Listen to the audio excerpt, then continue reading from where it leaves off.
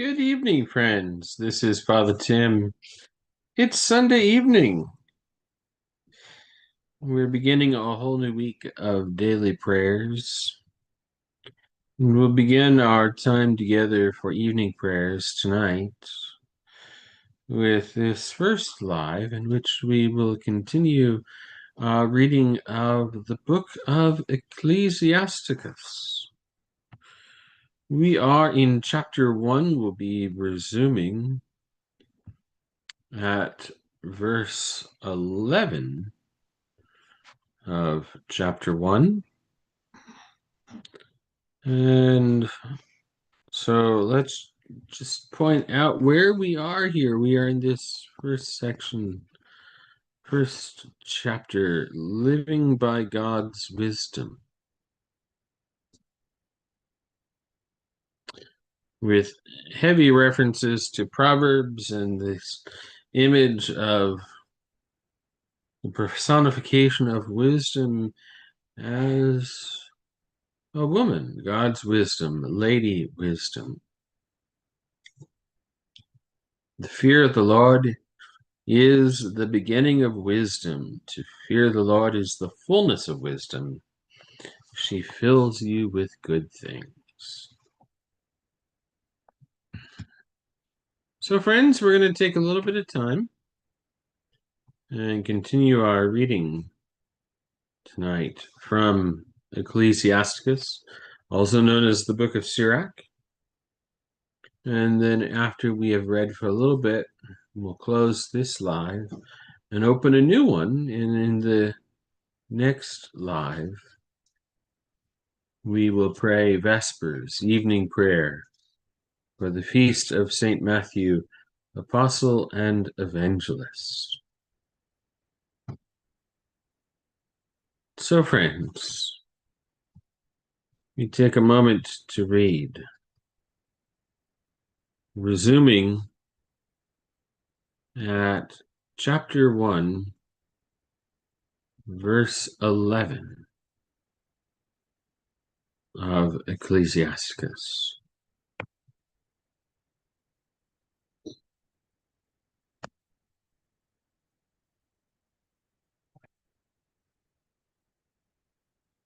And I'll be reading from the Contemporary English Bible, which is here on the left column. The New Revised Standard Version Updated Edition is here on the right column, so that we can compare as we read. So, beginning verse 11, chapter 1. Fear of the Lord is a person's glory, and boasting gladness, and crown of rejoicing. Fear of the Lord will cheer the heart, and it will give gladness, joy, and long life. Things go well at the end for those who fear the Lord. They will be blessed at the time of death.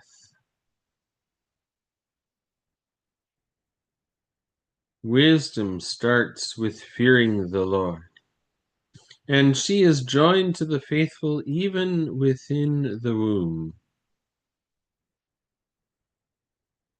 Wisdom built her nest among human beings as an eternal foundation, and they will entrust their offspring to her. Wisdom is fully satisfied with fearing the Lord, and she will make people drunk with her fruits. She will fill all their houses with desirable things and fill their storehouses from her produce. Fearing the Lord is wisdom's crowning garland, sprouting forth peace and restorative health. She rained down skill and insightful knowledge, and she raised up the reputation of those who held on to her. Fearing the Lord is wisdom's roots, and her branches yield a long life. Unjust anger won't be justified, for the tipping point of one's anger is one's downfall. Patient people will hold themselves back until the right moment, and afterward they will be paid back with joy. They will hide their wounds until the right moment, and many will talk about their good judgment. There are intelligent proverbs in wisdom's treasuries, but sinners avoid godliness like the plague. Wow, that's quite the line, isn't it? Sinners avoid godliness like the plague. If you want to find wisdom, then keep the commandments, and the Lord will supply her to you in vast quantities. Fearing the Lord brings wisdom and education. He is pleased with faithfulness and gentleness. Don't disobey the fear of the Lord, and don't approach him with a divided heart. Don't give people reason to call you a hypocrite, and pay attention to what you say. Don't exalt yourself, or else you might fall and bring dishonor to yourself. The Lord the Lord will reveal your secrets, and he will overthrow you in the middle of the congregation because you didn't come with proper regard for the Lord, and your heart was full of insincerity. That brings us to chapter 2. Before we begin reading, let's just consult this poster board, we'll call it.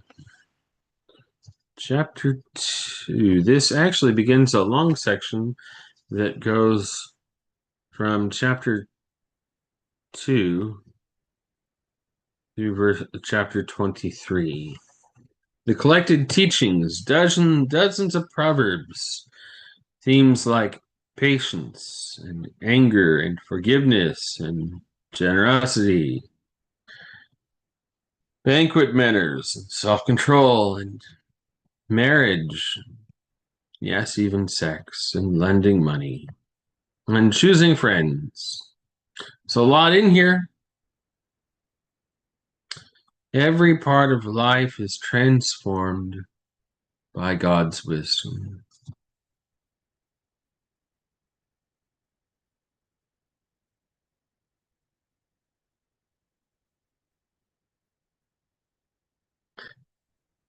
My child, if you come to serve the Lord, prepare yourself for testing.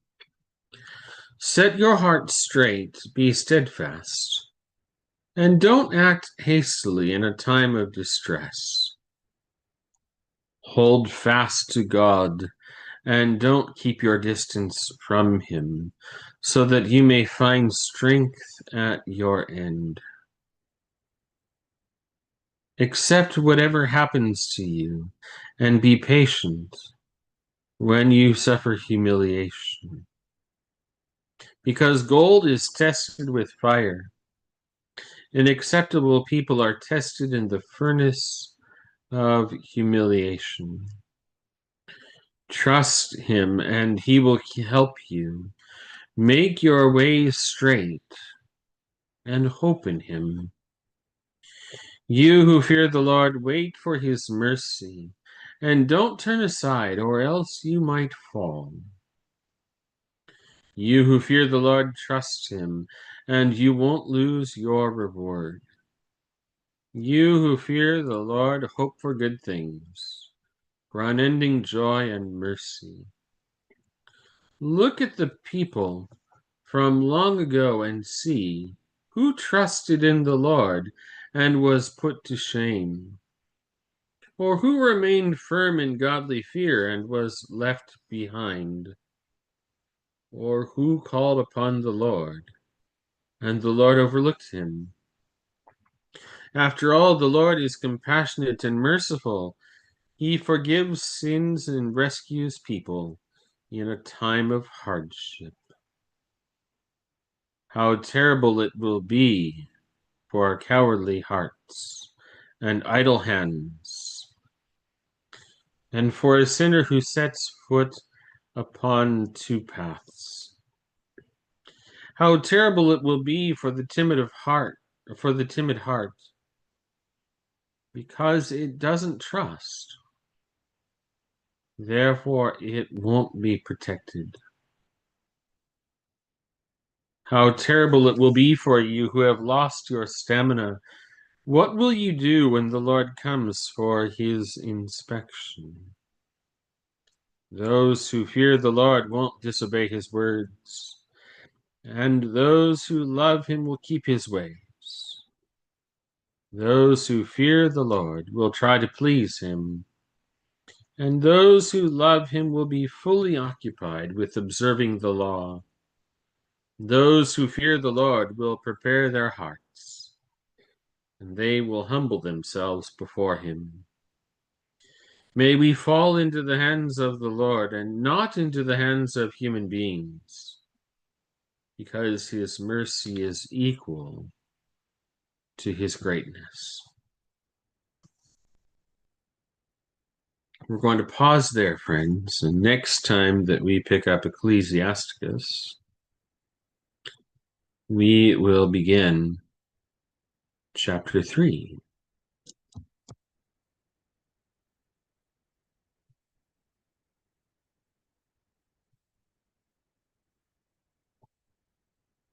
So, friends, that marks the end of our time for this live. And in a few moments, you will see that we will be live again with a second live. And for that video, for that live session, we will pray Vespers, evening prayer, for the feast of St. Matthew, Apostle and Evangelist. See you again in a few moments. Good evening, Mom. Good evening, Don and Linda. See you back here in a minute or so.